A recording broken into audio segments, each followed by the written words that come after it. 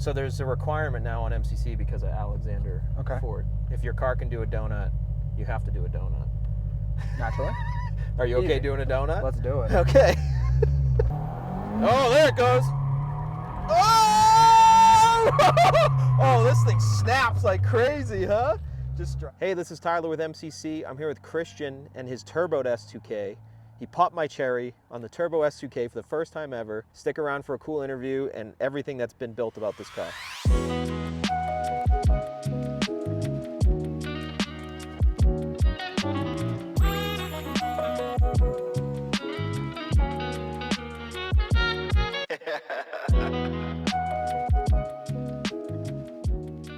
My first Turbo S2K experience. Yeah.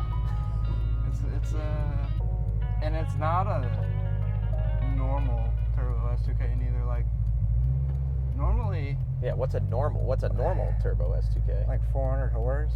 400 horsepower? Like single clutch, like just normal, like get away with like not an 8.8 in the rear end. Okay. Like not having to replace everything, get away with it type of thing? A stock rear diff? I was fine for a long time, you know. I had the ACT pressure plate with the OEM clutch, stock rear diff, everything, stock axles, everything. And then I was like, I want more, because 400, 450 got boring. Right. And then as soon as I went more, clutch slipped like crazy. And so I was like, well, if I'm going to spend the money, I'm going to spend it and get a twin disc. So I got a twin disc. And then the diff broke at the track.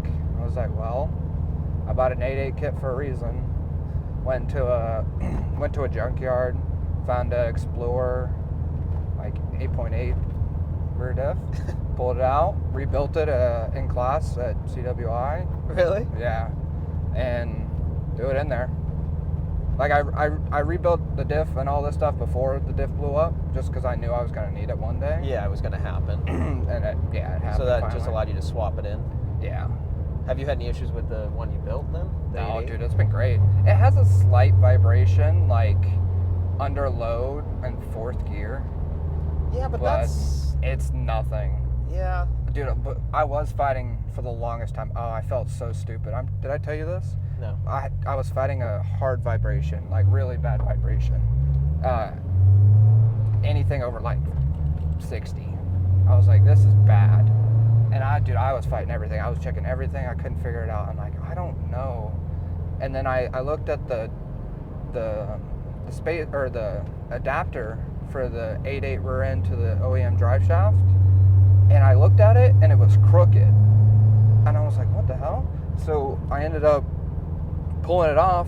The flange on the drive shaft side was too big for the inner diameter of the adapter, so it sat crooked. And so I was like, that's easy, that's perfect. I pulled it off, took it to work, put it on the lathe, took the inner diameter out, put it back on, still had vibration like crazy. I'm like, dude, that had to be it. I was like, there's no other way.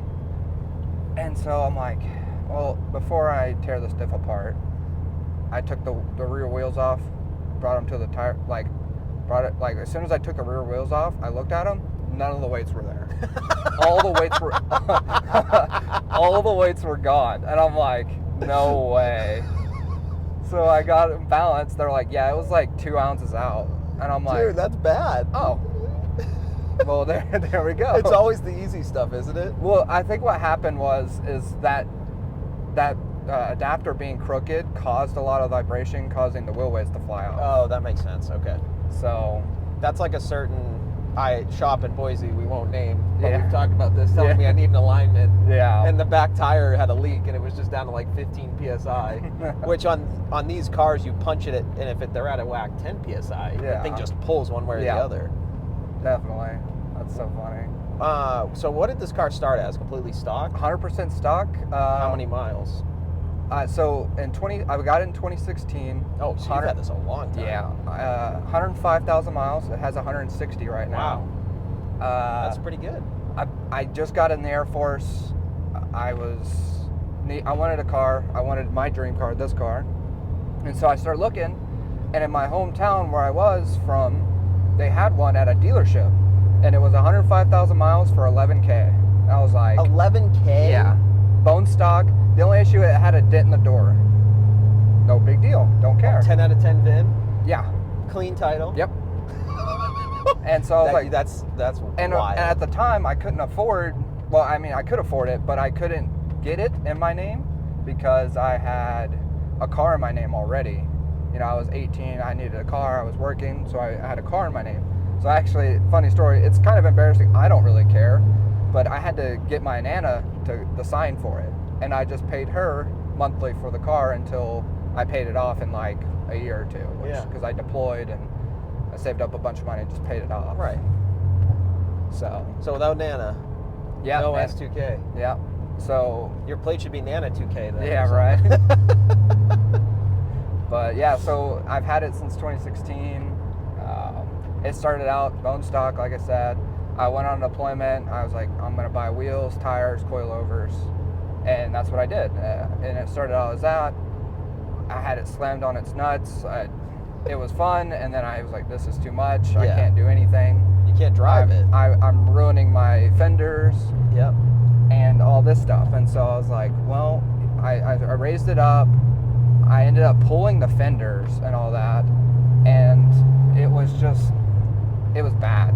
I kind of ruined the car for a little bit there because I was dumb and young. Yeah, you're young and you're messing around. And so I ended up just buying OEM fenders again, like brand new OEM fenders. And back then, these cars weren't like, you know, the hotcakes they are now. Yeah. So if you're messing around, you're just back then you're just messing around with a different Honda. Yeah. Like it's not like yeah some big crazy. Yeah, and I've learned a lot since then. Thing. And like I've learned that I really just don't care what other people think. Like people are like, why would you boost this car? I was like, why not? I don't know. I just have fun with it. Yeah. And so, but yeah, it's gone through a couple different stages. Like I had the carbon fiber front fenders. Oh, it did? Okay. Yeah, so the ones that are on Naomi's. Oh, those were yours? Those were mine originally. I did the over fenders. If I could go back, I would not have done the over fenders. The over fenders are? Yeah, ASM. Okay. Rear over fenders, and like I wouldn't have done that. But right now, the only thing I really want the car to have is another seat. Yeah, but, you know, Sparko. Priorities with a kid and everything. But and a rear bumper, a new OEM bumper. But like once I get the other seat, I'm gonna get harnesses. I'm gonna put the roll bar in. Nice. Because I have a roll bar sitting on my bench at home. Like just the what's it, 4 hard dog. Okay. So it's got I don't remember if it's got the crossbar or not, but it's not the harness full bar. one that comes over, right? Like no, those are Justice's. Those are using those on the street is like asking for a death wish. Yeah. Because you get in an accident, you hit your head on this bar. Oh, right, because you're not wearing a helmet. You're not wearing a helmet. You're pretty much dead. So I didn't even think of that. Yeah, I would never run one of those unless on the street. You were racing it exclusively. Yeah. Only. I went from when I turboed it. It was just a no hood, open dump. It's an AP1, right? Yeah. Okay. 03. 03. But it went from no head, open dump. No hood, open dump. No hood, open dump. Like tractor turbo from a like it was a Garrett, but it was probably a tractor turbo. Like no kidding, dude. And that I bought for like $400. Straight line performance manifold. Don't recommend them. Sorry, I'm gonna call them out, but it's cracked like 4 times. So, but and then I had the guy that I worked with make me a manifold, or make me a downpipe and all that, so I could put the hood back on. Yeah. That ended up cracking, and so I went to a shop that we deal with a lot, a diesel shop, and had him custom make me a downpipe, and it was super nice and all that. So, but yeah, I've put way too much money into it, but you know, who cares? And 400 wasn't enough. 400 wasn't enough. No. So what are you pushing now? Right now, I'm probably pushing like 400, 450. 400, right 450. now, just because I'm on 91. Right. I don't have the boost controller all the way up. Okay. It's cold, you know, I'm not Yeah. gonna hook, so. Yeah. Now when I'm on E, it made 620 wheel. That's a lot for these cars. On ethanol, yeah. Where's the power band change with the boost? Because it feels... At VTEC, really, which on this one it's lower to 4,500, I want to say, or 40. Oh, okay. I think it's either 4,000 or 4,500. Oh, so you're a little bit lower than... Oh, yeah. Okay. That you honestly pick up way more power if you lower your VTEC in these. Okay. You pick up a lot more mid-range than you normally would have. Like, I did that when it was NA, and it felt way better. Really? Yeah. Okay. Probably feels how, like, an AP2 feels, Yeah, to be honest. maybe. Is it the stock motor, like internals? Yeah, and okay, everything? so, yeah, I forgot to mention that. That's kind of an important part. Bone stock bottom end. F20C? Yeah, F20C has not been opened. The bottom end has not been opened. It has 160,000 miles on it. That's crazy. The only thing I did do was AP2 valve retainers. Okay. You know, they're prone to cracking. Banjo bolts. Stock. So it's an 03 model, so the banjo bolts didn't need touched. Okay. And head studs, APR head studs, and an OEM head gasket. Yeah. So literally, and it's been at this power for since 2021, probably 2020. So you've done a lot of miles on this platform. I mean, I don't drive it very often. Like I try to drive it once a week. Yeah, I mean, 160,000 miles on this motor, and still it doesn't burn oil. It doesn't do anything. Yeah, that's freaking sick. Yeah, I mean, I have a catch can and everything, but Okay.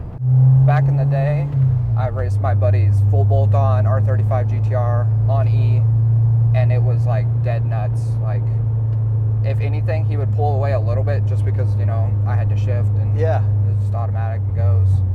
So, but yeah, it was dead nuts with the full bolt-on E85 R35 GTR. I've raced a lot of the BMW guys that are around here. Yeah. Raced them. Yeah, I those beat guys- them. They're something. There's something. But yeah, it's a pretty fast car. Like, I could truly say the only races I've lost, which I don't race a lot of people because no one wants to race me ever, it seems, was the twin turbo R8. Okay. That one was insane. What else have I lost to?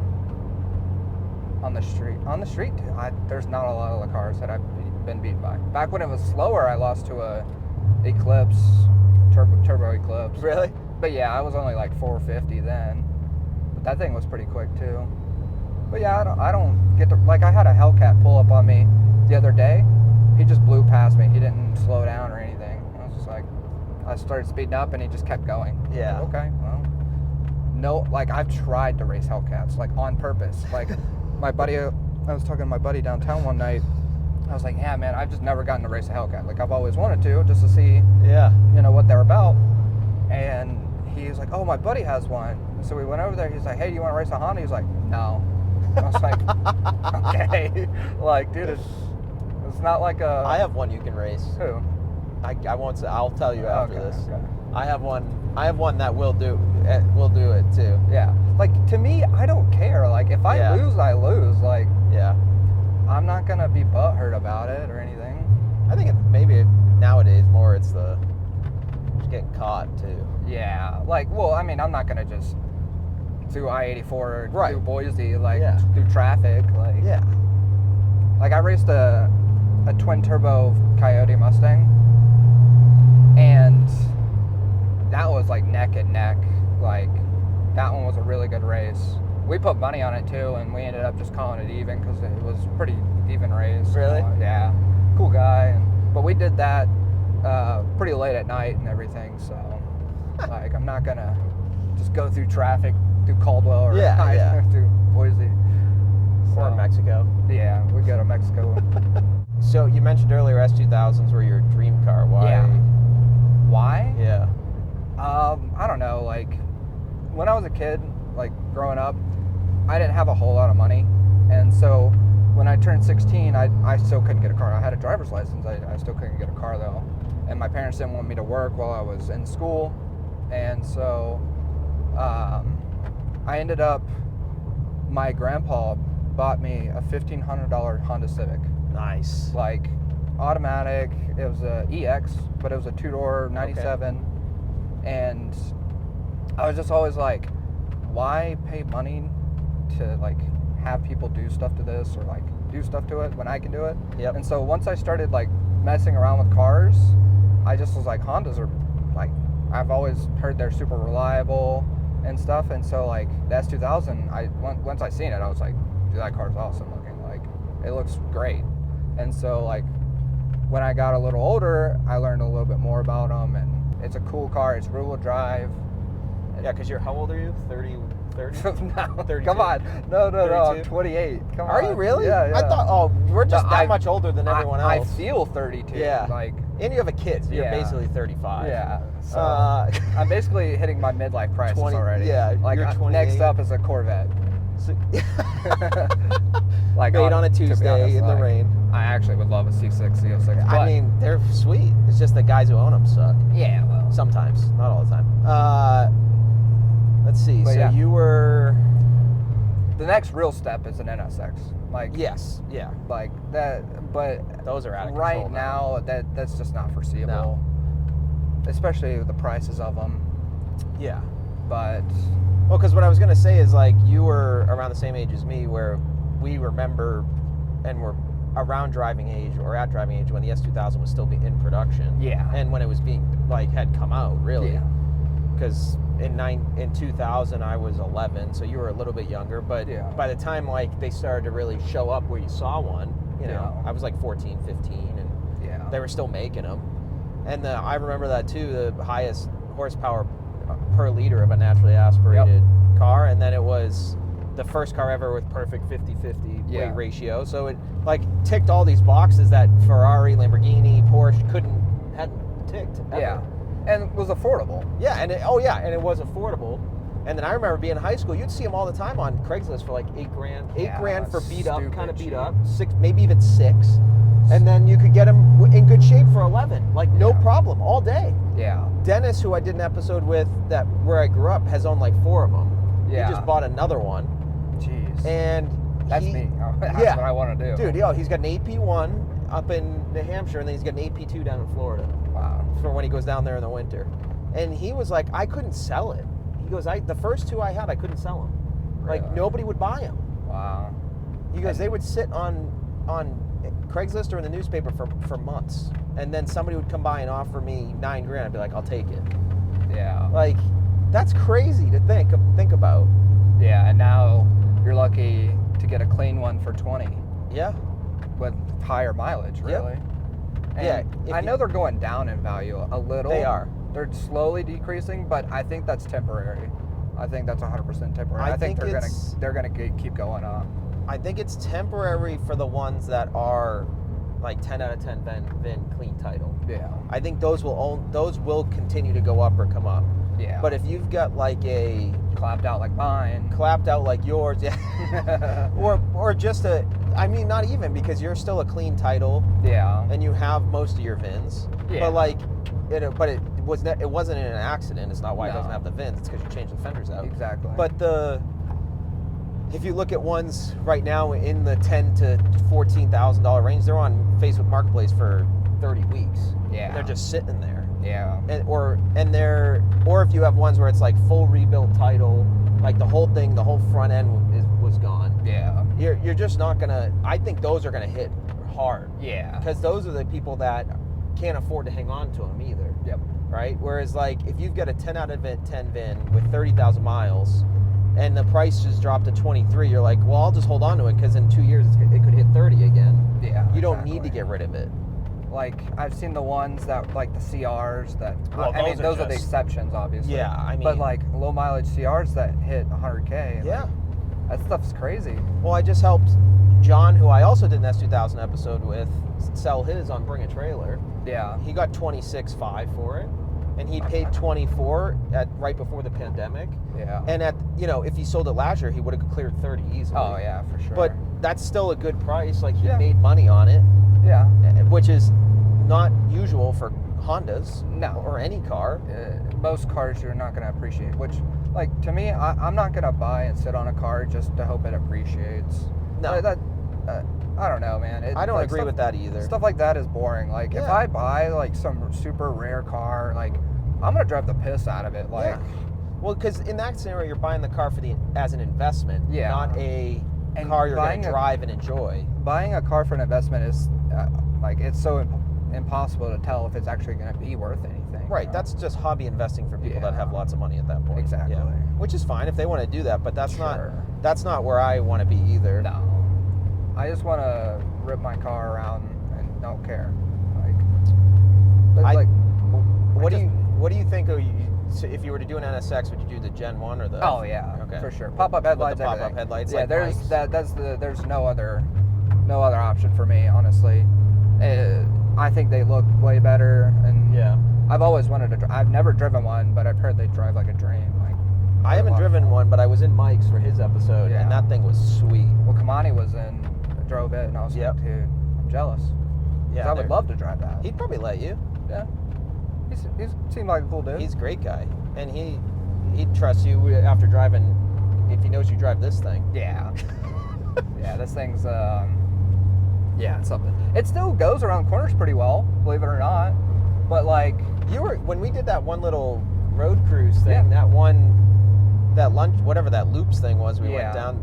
You weren't going super crazy. None of us were going super hard, but you No. were still and that's hammering like corners. never really driving like that in a long time, because living out in Fruitland, Yeah. there's nothing like that out there, No. and I don't want to come drive an hour clear to Boise just to go up Bogus, Right. Which I probably should do more, because it is fun. Like, just cruising around here is fun. But you're probably from Fruitland. You're probably closer to some cooler roads up towards Council in that area. Maybe if I went to like Hell's Canyon. Yeah, But yeah. Hell's Canyon is even That's still a hike. far. Right. Like, so. But like going there is at least really cool, because the gorge and all that stuff. Yeah. But no, I love driving this car. Like, I don't drive it enough, but yeah, it's just responsibilities and work, and Yep. yeah, I get it. What can you do? Like, I can't wait for my kid to get older though, and I'm just gonna stick him in the passenger seat and rip it, Do car stuff with them. Yeah, because he loves cars. Like, that's the cool thing. Like, already having a 2-year-old that all day he wants to talk cars and play cars and watch cars, like Yeah. the Pixar, and so That's awesome. it's really fun. Were you like that as a kid? I don't think so. I mean, to be honest, I remember growing up when I was like probably 10, playing baseball. I'd go to my best friend's house and we'd play cars in the dirt, Yeah. and stuff like that. But you no. picked it up after just starting to work on. No, having this a kid's Honda and working. obsessed with cars. Yeah. And buses for some reason. Really? Yeah. He loves buses. Yeah. So he's a goofy kid, but So what, do you think he picked it up just because you're always doing car stuff, or I think so. stuck a Hot Wheels in his crib? Yeah, I think so, because the poor kid's gonna be broke the rest of his life. Like, Yeah, that's the way of a car guy. If he gets in the cars, which Yeah. I'm fine with. I'm fine with that. I'd rather be broke and have fun doing car stuff than. Nah, he's gonna have some generational car wealth coming from Maybe. you. He Yeah. won't have to buy an S2000 because he can just inherit this one. Exactly. So he can just focus on getting the NSX. Exactly. You just got to instill that in him. Like, your dream car's an NSX, isn't it? Yeah. Yeah. So he's just. No, I hope he gets into cooler cars. Like, to me, these are cool cars, but I know like a lot of other people are like, oh, whatever. But I don't know, man. Everywhere I go, even Ferrari guys, Corvette guys, it doesn't matter when they ask, like, oh, hey, do you have a car here? And you're like, yeah, it's my S2000 over there. They're like, oh, those are sweet. I've heard really good things about Really? those. Like, no one ever says, Yeah. like, oh, or shits on them. yeah. Or is, like, not impressed, or just, like, not completely uninterested. yeah. I You know, guess so. it might not be their. I think for a lot of people, it's not their thing. But everyone knows about them, and every car guy I've met, where I've mentioned an S2000, even if they're not a Honda person, they're like, oh, those are pretty cool. Yeah, They like that's them. true. I just don't talk to a whole lot of people, because I've grown to be kind of I wouldn't say socially awkward, but like antisocial in Yeah. a way. Well, the pandemic has done that for a lot. Even Yeah. me working from home, I feel so awkward when I go into like the office or something. Yeah, like to be honest, the pandemic didn't affect me at all. Like, I worked through that, and I worked through the pandemic and everything, and I was normal, like, to be honest, and so, like, I don't know if it was that. I think it's just getting older. I've become so much more of a homebody, Yeah. and I just, like, when I go to car meets and stuff, a bunch of young kids doing stupid shit. Yes. Or just the 22, and Yeah. they just don't get the life responsibility piece, which is fine. Why would you? I didn't either. I get it. But I mean, well, maybe I did because I was in the military. I had to treat life a whole lot different at 22 than I guess a normal 22-year-old. Yeah. But like, I don't know. Like, I just see everyone just slammed on their nuts, and they're like, "This is the coolest thing ever." And I'm just like, it's to me, it's just anyone can do that. Yep. Like, I hope that fad goes away.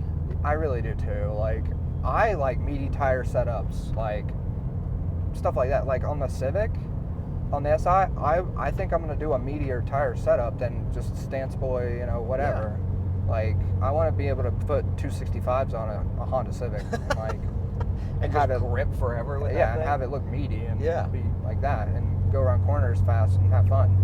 That's what I don't get is those cars. I feel like we sound like old men, but you can't drive those. Yelling at the clouds. Yeah, you can't drive those cars. Like, they're meant to be driven. Like, I saw that video. I don't remember what kind of car. I think it was an FRS or something in the village, and it got like stuck on nothing. And oh like, yeah.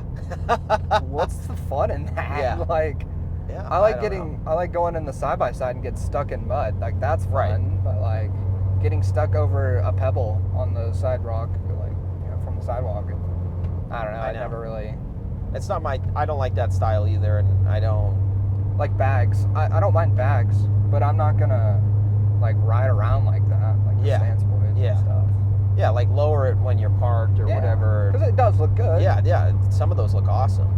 But like this car, I had it lowered a little too much. Like, I still think I should raise it up like maybe like half an inch. Really? Just to give me a little bit more clearance, because I do, like, you see my rear bumper. Yeah. I that was from driving on the interstate, and I hit a divot, and it caught the edge of the bumper caught the tire and ripped it off. Even when we did that cruise, you were flying sparks everywhere. Yeah. That was bad. That road is terrible for me. Yeah. So that's why I'm like, I should raise it up, which in the wintertime, I probably will. I'll probably give it like maybe half an inch more clearance. Gotcha. What do you have for coilovers on it? They're Fortunato 500s. Okay. So they're pretty good, but not bad. Like, I wanted like some nicer ones, but the budget at the time couldn't afford it. Yeah. And so I did a little bit of research, and a lot of people said good thing about Fortunatos. They're built in the U.S. Okay. So, and if you need them rebuilt, you can, it's easier to ship them down there to them. And, right. Than overseas or something. Yeah. And so I like them. They're not bad. They're a little stiff, but. Do you get nervous not having an airbag at all? No, not at all. If I die, I die, like. If I die, I die. What, I mean, this is going to save me, surely. Yeah. Like, if I slam my head on the steering wheel, then. Whatever. That'll be nice so when you have the harness, because then you're fully sucked in. That's the plan, and I just haven't had the money nor time to get another seat. Right. And do the harness, and then the harnesses are expensive too. Like, no, they're not cheap. The ones because like if I run I think I have to run a 5 or 6 point harness, because with the 4-point harnesses, you can I think it's called submarining, like where you'll basically like slide under the 4-point. Oh, what? Yeah, and it's like not safe at all for the street use, is what I've heard, or been like read. I may be wrong. I may be completely wrong. I'll look that up before I include this. But there's a company that makes really nice ones, and they have like the anti-submarining 4-point harnesses, and those are like an extra strap or something. Those are like $400 each, and so like if I'm gonna run harnesses on the street, I'm gonna make sure they're safe. Yeah. Like, I'm not gonna buy some cheap harnesses. No. It's like brakes. You don't really want to. Yeah. No, you don't want to. There's certain things you just don't want to cheap out on. Right. Are you running OEM brakes, or what do you have for brakes? Yeah, OEM brakes. Like, to me, the OEM brakes are fine, but I also don't go out here and rip on them and, because like this is fun and all, but there's also a cliff right here. Yep. And I don't do this enough to be comfortable and know the road that well. Yeah. And so, like, if I knew the road better and stuff, then I would. But brake fade, I don't have an issue with. Like if I'm doing 160 and I have to get on the brakes, they start fading pretty quick. But I don't do 160 very often. I have done 170 in this car though. Dude, that's crazy. It's scary. I was racing an M5 comp, and we were on the interstate, and I just kept going. Yeah, in Mexico. And I just kept going and going and going, and I was like, I got to where I went to shift again. I'm like, I'm in 6th at 9,000 RPM, and I looked, and it said like 170 something. I was like, okay, I'm done. Like I can't go any faster. There's nowhere else to go. So, and then the M5 just kept going, you know, of course. Yeah, right. Anything else you can think of about the car you want to include, or anything else you want to say before I turn this off? It's expensive to mod these. Like very expensive. Like, well, especially if you blow a motor too. The ECU, I spent like $2,000 on. Oh right, because it's an AP1, so the ECU is, you can't just tune it. You get a whole new ECU. Yeah, and so like ECU, the turbo's like $2,000. So what do you have for an ECU in it? So it's an Infinity, AM Infinity, which they don't make anymore, but whatever. I mean, it still works great. And then what do you have for the turbo? It's a Garrett GTX 3576. I don't know what that means, but somebody will and will want to know. Yeah, I mean, it was at the time, I think it was like a $1,700 turbo, I think. Ball bearing, all that. Straight, like I was saying, straight line performance manifold, custom downpipe, pretty much all the way down into where I've changed a few things, but it's a HKS 3-inch single. God.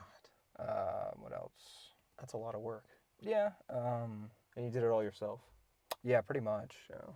And so, without knowing anything about turboing at the time, like I didn't know really how they worked or anything. So you had to teach yourself all that? Pretty much. And like I worked at a shop. I won't say the name, but they're not here anymore for a reason. But no, I learned a lot through there, and like tuning wise, I tuned it myself at first. Gotcha. And I just kept running into a bunch of issues, and then I ended up, because I had ID 2000 injectors, so really beefy injectors, but I couldn't get it to drive. Like, the drivability was terrible. Okay. And so I got so annoyed with it. I ended up going with FIC 1650s, I think. And the drivability has been so much better. It's a Walbro. I think I had a 530 in it at the time, but I went to a 450 because I was chasing an issue that didn't exist. Another dumb issue by me. But yeah, fuel rail, fuel pressure regulator, injectors, fuel pump. I did all new fuel lines, so dash 8 and dash 6 all the way back. Jesus. Yeah, so you've done everything. That set me back a while, yeah. And so what about the transmission? Is it 100% stock transmission? The only difference is it has the Renegade, the button, oh yeah, you did your what's it called? The shifter bushing. Okay. It's not the plastic one. It's the metal one that Gotcha. Renegade sells, and that helps out a lot. But yeah, 100% stock transmission, twin disc. Don't know how it survived this long, but. Whoa! Okay, now I know. Oh, dude. This corner comes up quick. Yeah, I know. I just didn't want you to No, heat him you're up good. too much. Holy sh! That's only second too, like, cause it's boost by gear. That's wild. Get your heart going. Yeah. To me, like that was all right. Yeah, no, I figured that was fine, but like, it hooked. No problem. Surprised. Damn, dude. Holy sh! I don't even think I hit 9. I think I short shifted a little too.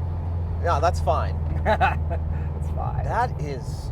That's a lot of power, dude. Yeah. And that is a lot different. Because I usually punch it on that straightaway in my car. And hey, thanks for watching. I hope you like Christian's car, and hope you like the interview. Let us know in the comments what you think, and if you have any questions about the build. And make sure to like and subscribe. Like and subscribe, please. And yeah, this is definitely way better than Kamani's car. So yeah, make sure to check that episode out too. I'll put a little link